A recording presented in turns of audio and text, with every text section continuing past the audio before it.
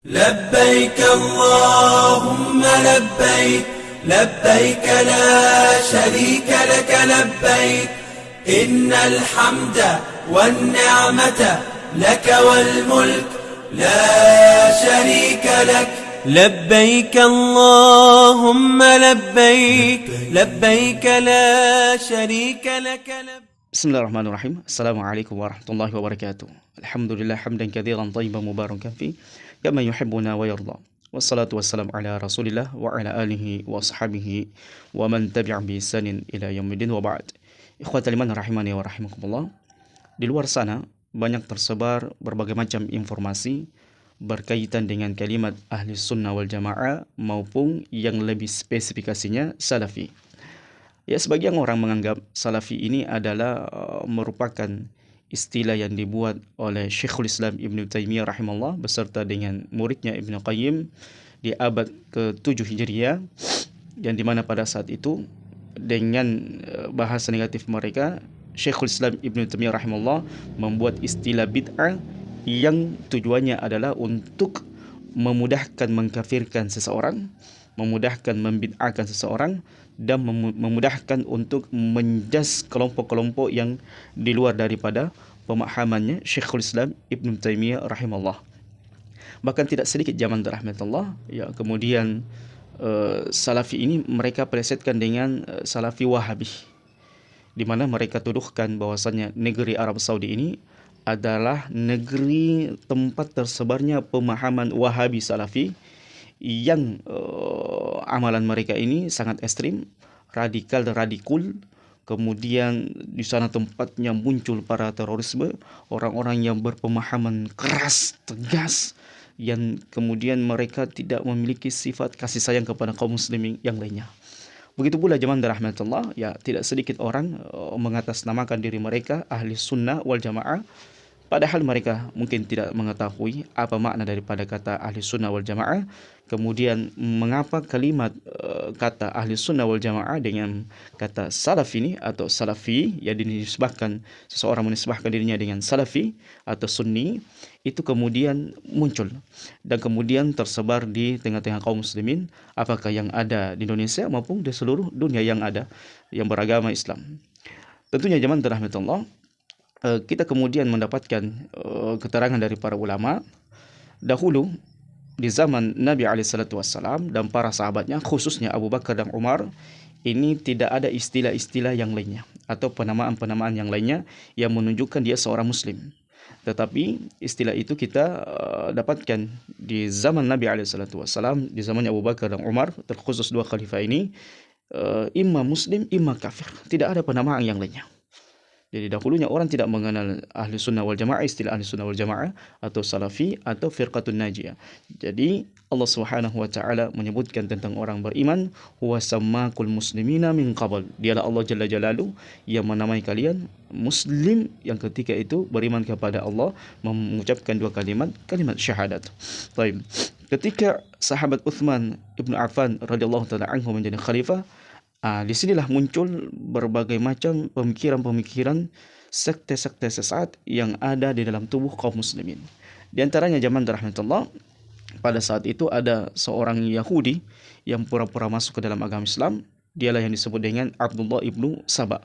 Jadi Abdullah ibnu Saba ini adalah tokoh provokator yang pura-pura masuk ke dalam agama Islam, yang dahulunya dia seorang Yahudi, yang dimana dia kemudian menyebarkan isu hoaks yang sangat kemudian membuat kaum muslimin itu memusuhi sahabat Utsman Ibn Affan radhiyallahu taala anhu. Padahal kita tahu zaman rahmatullah, sahabat Utsman Ibn Affan ini memiliki keutamaan yang sangat besar. Di antaranya adalah Nabi sallallahu alaihi wasallam menyebutkan kepada kita bahwasanya sahabat Utsman ini Allah dan malaikatnya malu kepada sahabat Utsman. Jadi sakit malunya sahabat Utsman, Allah dan para malaikatnya malu kepada sahabat Utsman. Kemudian yang kedua, sahabat Utsman di antara sahabat yang dijamin masuk surga oleh Allah, masuk surga melalui lisan Nabi SAW. Kemudian yang ketiga, sahabat Utsman ini di antara sahabat yang mengeluarkan jumlah yang besar hartanya di jalan Allah Jalla Jalaluhu. Kemudian di antara keutamaan sahabat Utsman adalah beliau alaihissalam radhiyallahu taala anhu itu menikahi dua anak Nabi SAW, dua putri Nabi SAW, sehingga beliau digelar dengan Dzun-Nurain. Singkat cerita zaman rahmatullah, Abdullah bin Sabah ini kemudian memprovokasi manusia untuk membenci Uthman dengan tuduhan Uthman itu nepotisme. Kemudian yang kedua, sahabat Uthman tidak ikut membaiat salah satu baiat yang sangat penting. Kemudian yang ketiga, sahabat Uthman tidak mengikuti salah satu perang yang di mana kaum muslimin pada saat itu butuh dengan tenaganya. Disebarkan zaman rahmatullah, sahabat Uthman begini begitu, sahabat Uthman itu melakukan nepotisme, kemudian tidak ikut serta dalam baiat, kemudian jihad bersama dengan Nabi SAW. Dan setiap harinya fitnah, pengembosan, hoaks ini disebarkan oleh Abdullah bin Sabah agar kaum muslimin membenci sahabat Uthman. Dan itu terjadi ketika orang-orang yang baru masuk ke dalam agama Islam ini, kemudian mereka memiliki semangat dan tidak mengetahui keutamaan sahabat Uthman, sehingga mereka pun terprovokasi untuk membenci sahabat Uthman hingga terbunuhnya sahabat Uthman radhiyallahu taala anhu. Jadi sekte pemahaman yang muncul pertama kali di zaman sahabat Uthman ibnu Affan radhiyallahu taala anhu, yaitu ketika mereka menyimpan dari pemahaman yang benar, adalah sekte pemahaman Khawarij. Ya, terbukti karena mereka ini mengkudeta, meminta kepada sahabat Uthman untuk melengsarkan jabatannya dari pemimpin khilafah dan memberikan kepada khilafah kepada sahabat yang lainnya. Kemudian sekte ini pun, pemahaman ini pun berkembang sampai kemudian Ali radhiyallahu taala anhu menjadi khalifah, dan ini semakin ekstrem lagi pemahaman Khawarij ini. Orang-orang yang beragama tidak di atas akidah yang benar, tidak di atas manhaj yang benar, sehingga ya kemudian Khawarij ini semakin nampak status mereka ketika ya terjadi peperangan antara Muawiyah dengan Ali. Walaupun sebenarnya zaman rahmatullah, ahli sejarah kemudian menyebutkan kepada kita bahwasanya peperangan ini adalah peperangan yang tidak diniatkan. Artinya peperangan ini alamiah, terjadi begitu saja tanpa pernah diinginkan oleh sahabat Muawiyah dengan sahabat Ali, yang dimana pada saat itu terbunuhnya sahabat Utsman dan terdengar oleh Muawiyah, karena Muawiyah ini memiliki sepupu antara Muawiyah dengan sahabat Utsman, sehingga ketika Muawiyah mendengar keluarganya sahabat Utsman ini terbunuh, maka dia pun mengirimkan jumlah pasukan yang sangat banyak menuju ke kota di mana pada saat itu sahabat Utsman menjadi khalifah di kota Madinah, untuk mencari siapa pembunuh sahabat Utsman. Jadi tuntutan sahabat Muawiyah adalah bagaimana Ali ketika menjadi khalifah pada saat itu mencari pembunuh sahabat Utsman ibnu Affan radhiyallahu taala anhu. Kemudian karena kekhawatiran Ali ibn Abi Thalib radhiyallahu taala anhu terjadi gesekan di antara kaum muslimin, ataupun beliau sudah mendapatkan kabar bahwasanya pasukan Muawiyah telah menuju ke Madinah, maka dia pun mempersiapkan pasukan untuk jaga-jaga saja. Artinya Ali tidak mengutus pasukan untuk memerangi Muawiyah.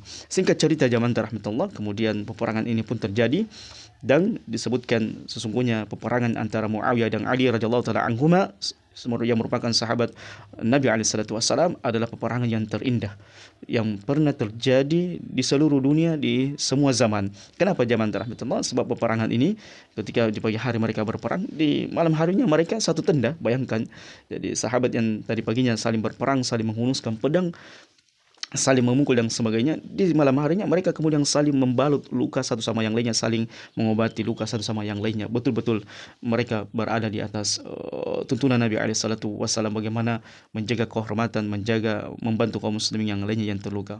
Wallahu a'lam bishawab. Kemudian singkat cerita zaman rahmatullah, sehingga terjadilah yang namanya musyawarah, perdamaian antara pasukan Muawiyah dan Ali, yang kemudian di antara Khawarij ini tidak menerima perjanjian tersebut,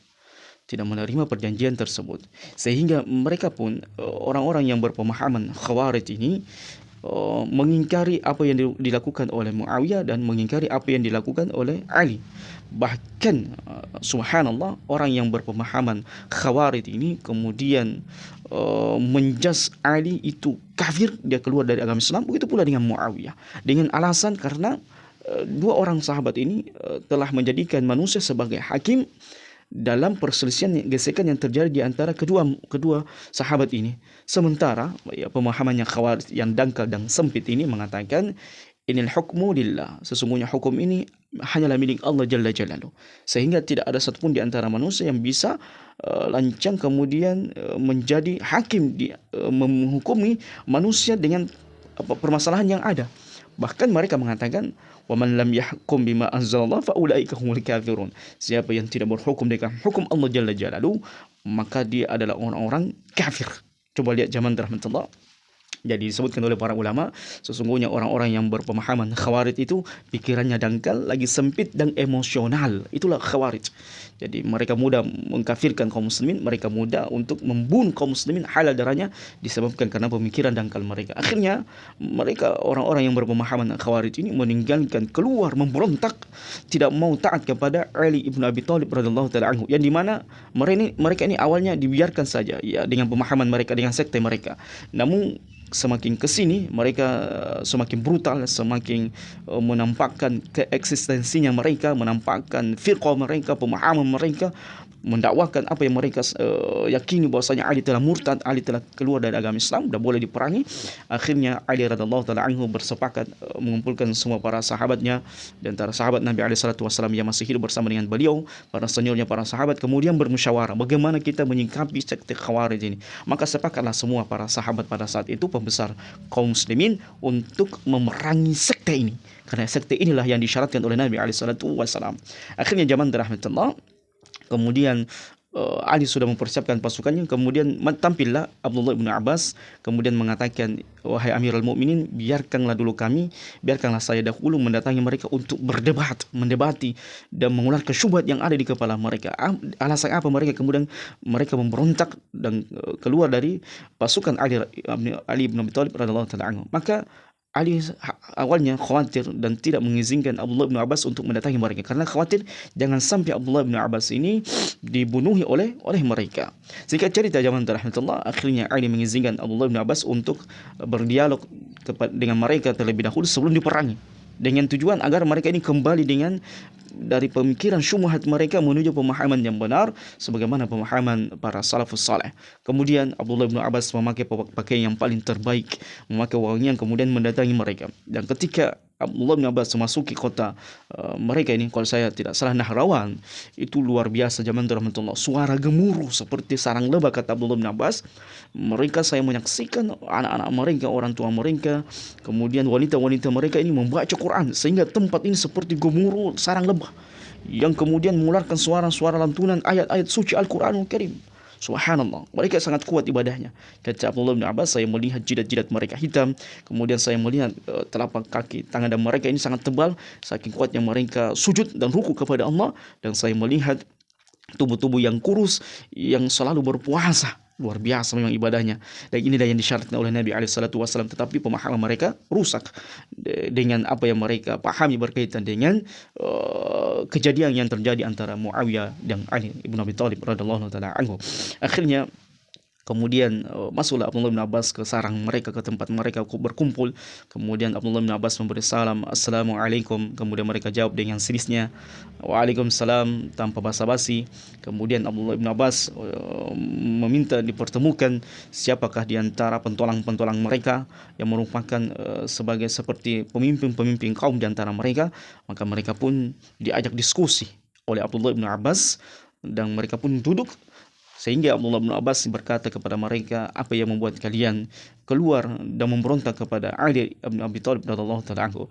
Maka mereka pun memberikan syubhat, ada tiga syubhat di kepala mereka yang kemudian mereka sampaikan kepada Abdullah bin Abbas. Kemudian Abdullah bin Abbas mengatakan, bagaimana kalau saya bisa menjawab tiga pertanyaan kalian, syubhat kalian, apa kalian akan merujuk kembali kepada barisan ahli sunnah wal jamaah atau barisan kaum muslimin bersama dengan Ali bin Abi Thalib? Maka mereka pun mengatakan, iya, kalau kau bisa menjawab. Kemudian yang pertama, zaman rahmatullah, syubhat mereka kemudian mengatakan, bagaimana mungkin Ali dan Muawiyah itu mengutus seorang hakim di antara mereka untuk mengislahkan perseteruan di antara mereka, padahal hukum hanya milik Allah Jalla Jalaluh. Itu syubhat mereka. Kemudian syubhat yang kedua, mereka kemudian mengatakan, bagaimana mungkin Aisyah radhiyallahu taala anha itu tidak dijadikan tawanan perang oleh Ali ibn Abi Thalib radhiyallahu taala anha. Syubhat yang ketiga anda lupa, nanti kita mudah-mudahan dalam pembahasan ini anda ingat. Maka kemudian Abdullah bin Abbas ini menjawab pertanyaan syubhat yang ada di kepala mereka, bahwasanya adapun yang pertama, kenapa antara Ali dan Muawiyah itu mengutus hakim di antara mereka, pengutus yang kemudian mereka ini satu sama yang lainnya untuk dengan putusan itu mereka kemudian berdamai. Bukankah Allah Subhanahu wa taala menyebutkan bahwasanya apabila terjadi gesekan antara suami istri, fa ba'atu hakaman min ahlihi wa hakaman min ahliha, maka utuslah satu di antara hakim untuk laki-laki dan satu hakim di antara perempuan, yuridu islaha yuwaffiqillahu bainahuma. Apabila di antara mereka ingin berislah, maka Allah Subhanahu wa taala akan memberikan jalan keluar dari permasalahan yang mereka hadapi. Kalau suami istri saja, permasalahan suami istri, Allah Subhanahu wa taala memerintahkan kita untuk mengutus hakim di antara keduanya, maka bagaimana lagi dengan persoalan darah kaum muslimin? Ya, nyawa kaum muslimin. Apakah itu tidak lebih berhak kita mengutus orang untuk satu sama yang lainnya membicarakan perdamaian, menghentikan peperangan? Kalau masalah keluarga saja kita diutus untuk mendamaikan dua keluarga yang berseteru, suami istri berseteru, apatah lagi yang berkaitan dengan darah yang banyak, nyawa yang banyak yang dipertaruhkan dalam permasalahan ini. Kemudian mereka orang-orang Khawarij ini, sekte Khawarij ini terdiam dan mengatakan na'am. Kemudian syubhat yang kedua, zaman rahmatullah jalla jalaluh, syubhat ketika mereka mengatakan mengapa Aisyah radhiyallahu taala anha tidak ditawang oleh Ali bin Abi Thalib. Maka Abdullah bin Abbas mengatakan, sungguh lancang kalian. Bukankah Aisyah ini adalah istri Nabi alaihi salatu wasallam, dia adalah ummul mukminin. Apakah kalian akan mengingkari kemuliaan ummul mukminin? Maka telah kafirlah kalian dengan apa yang kalian rendahkan terhadap ummul mukminin. Syubhat yang ketiga anda lupa. Mudah-mudahan antum bisa ingatkan di kolom komentar. Singkat cerita, zaman rahmatullah, pemahaman Khawarij ini pun berkembang pesat.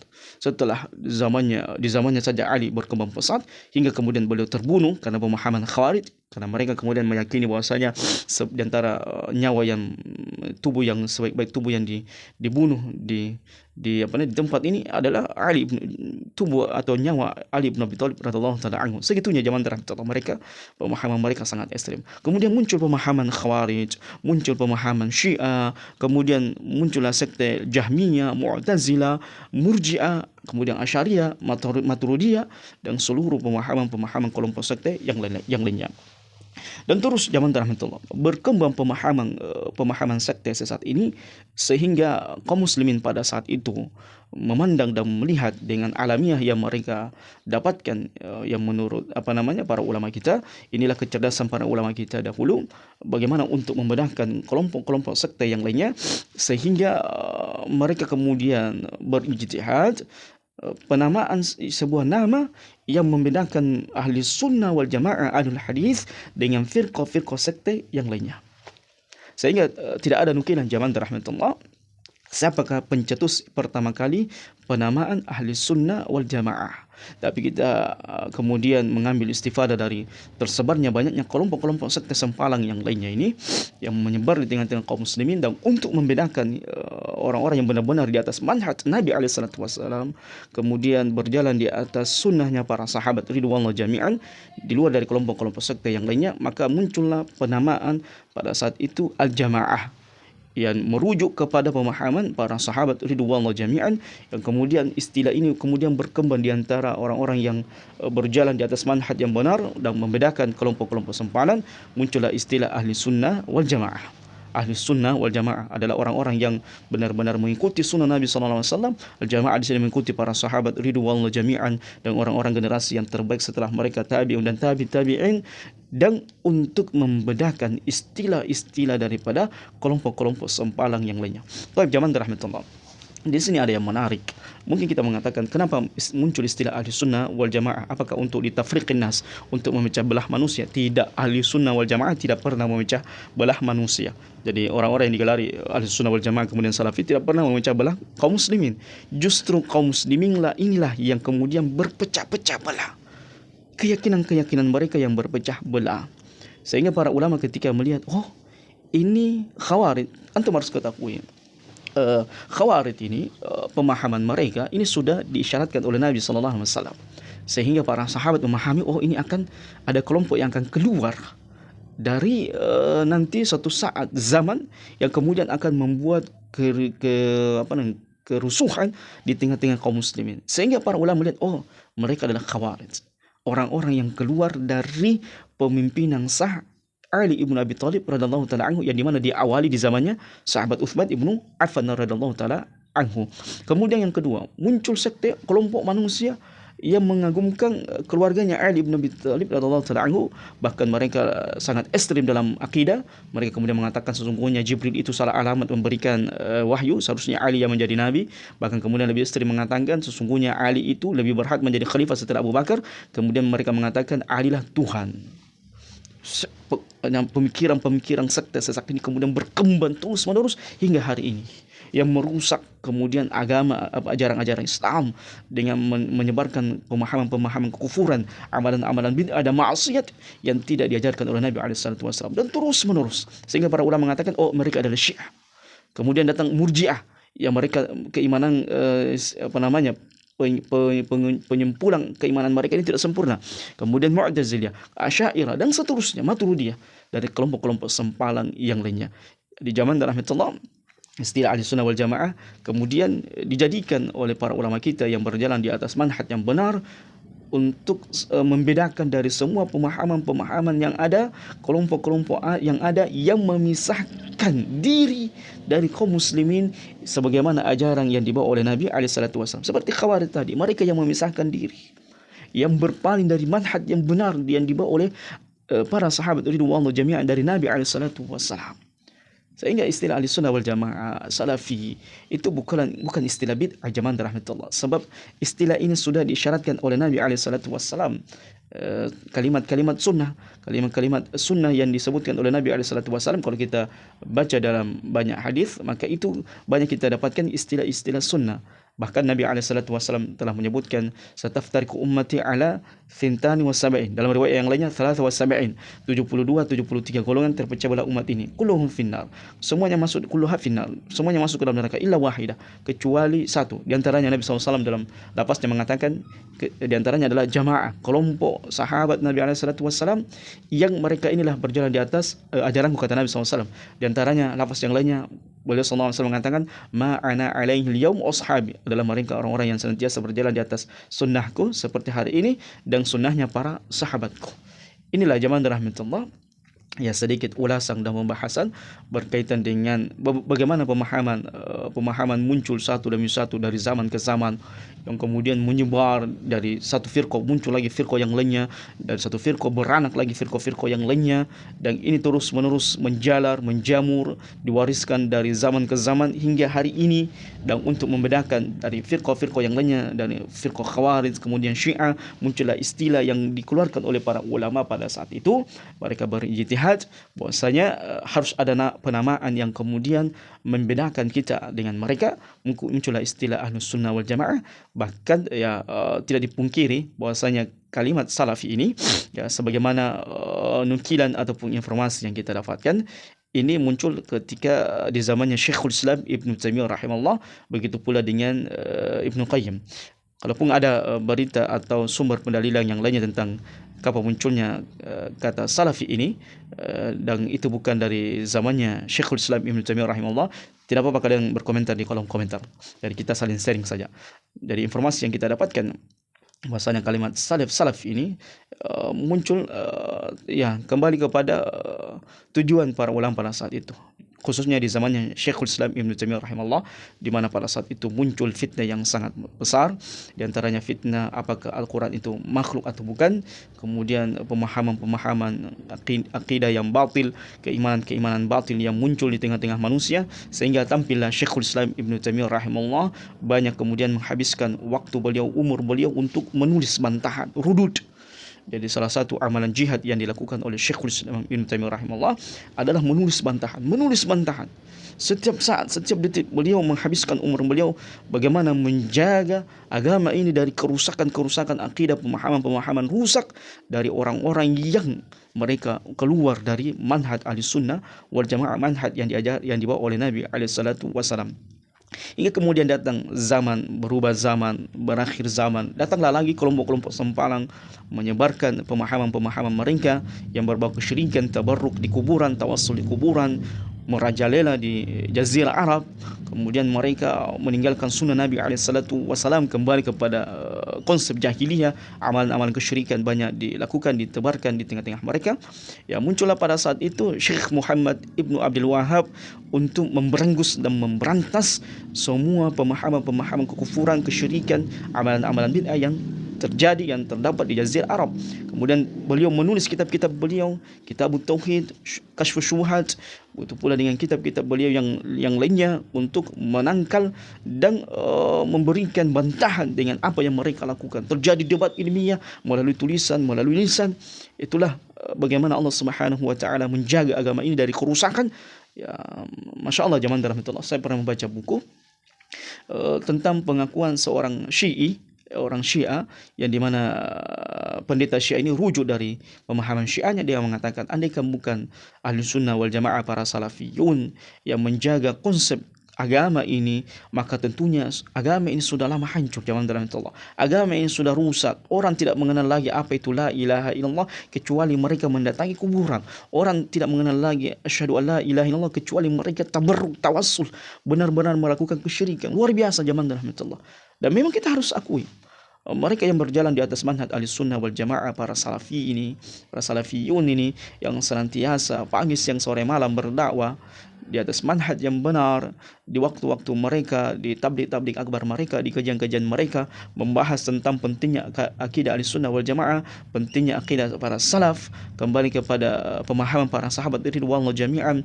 Luar biasa kerusakannya jamaah rahmatullah kalau tidak ada ustaz-ustaz, dai-dai, para ulama, para syekh yang mengingatkan kita tentang pentingnya akidah Ahlussunnah wal Jamaah, akidah para salaf ini. Luar biasa hancur jamaah rahmatullah. Kita tidak akan mungkin mendapatkan Islam sebagaimana Islam yang dibawa oleh Nabi SAW.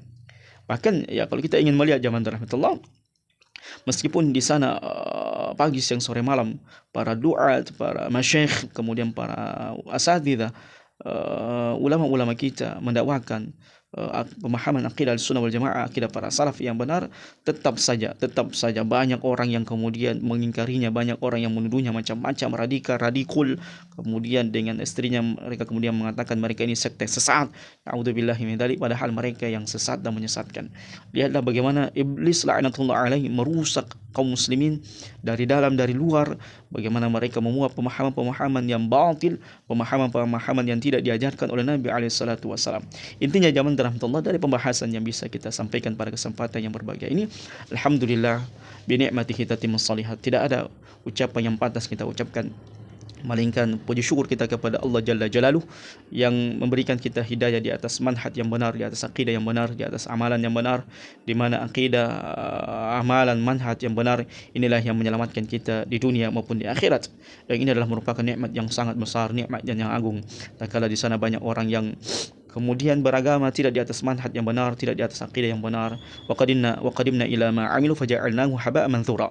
Yang dimana Allah Subhanahu wa taala sebutkan nanti pada hari kiamat, banyak orang diperhadapkan amalannya, tapi semua amalannya ini tidak ada nilainya, tidak ada gunanya. Karena mungkin ada di sana ada kesyirikan, di sana mungkin tidak sempurna sunnahnya, dan hal yang lainnya yang kemudian menyebabkan amalan-amalan mereka rusak di sisi Allah Jalla Jalaluh. Sehingga jamaah rahmatullah, jangan pernah berkecil hati dengan berbagai macam tuduhan-tuduhan manusia kepada kita. Jangan kemudian kita berkecil hati dengan apa yang mereka sandarkan kepada kita. Jangan pernah berkecil hati dengan cibiran mereka, dengan cacian mereka, karena sungguh itu adalah merupakan di antara bentuk ujian keimanan kita kepada Allah Jalla Jalaluh. Ahasiban nas ayyutraku ayyaqula amanna wa hum la yuftanun. Apakah manusia itu mengira akan dibiarkan begitu saja mereka mengatakan saya beriman kepada Allah, wa hum la yuftanun, padahal mereka ini belum diuji. Dan sungguh orang-orang sebelum kita dengan keimanan yang mereka imani, dengan akidah yang mereka i'tiqadkan, dengan amalan mereka yang mereka amalkan, mereka itu dahulu diuji dengan ujian yang sangat besar, ujian yang sangat luar biasa, sehingga mereka ini digoncang dengan segoncang-goncangnya sampai mereka kemudian mengatakan kapan datang pertolongan dari Allah Jalla Jalaluh. Dan hari ini pun kita dapatkan dengan berbagai macam tuduhan, dengan berbagai macam hinaan, dengan berbagai macam cacian yang dialamatkan kepada orang-orang yang berjalan di atas manhaj yang benar, Ahlussunnah wal Jamaah, dan disebut dengan para salafi yang di zaman kita sekarang ini, alhamdulillah bi ni'matihi tatimmus shalihat. Semoga apa yang bisa kita sampaikan pada kesempatan yang berbahagia ini bisa kemudian menjadikan kita termotivasi untuk semakin kuat dan semakin bersyukur kepada Allah Jalla Jalaluhu atas akidah ahli sunnah wal jamaah, akidah para salaf yang kita bisa berjalan di atasnya. Semoga Allah Subhanahu wa taala mewafatkan kita semua di atas manhaj akidah yang benar ini. Hadza wallahu a'lam bissawab. Subhanakallahumma bihamdika asyhadu an la ilaha illa anta astaghfiruka wa atubu ilaik. Wa akhiru da'wana alhamdulillahi rabbil alamin.